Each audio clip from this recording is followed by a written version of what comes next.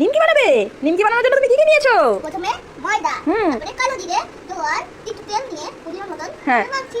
ওরে বাবা, আবার একটু সাদা লবণও দিয়েছো না? তা ভালো করে ময়াম দিচ্ছ?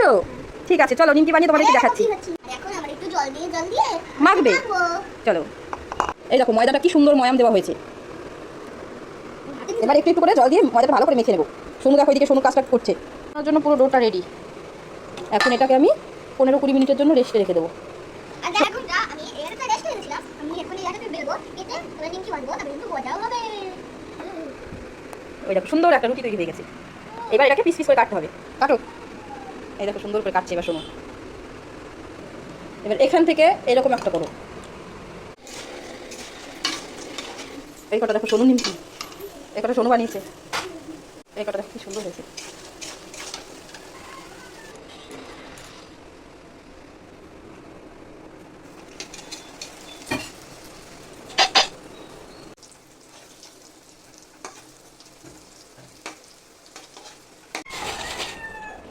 এই কটা আমি বানিয়েছি।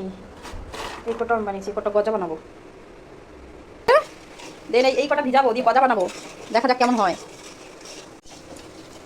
এই দেখো ওইটা ভালো করে ফুটিয়ে নিয়ে তারপরে এইগুলো গজাগুলো দিয়ে, এই দেখো গজা আমার রেডি। চিনি মাখা।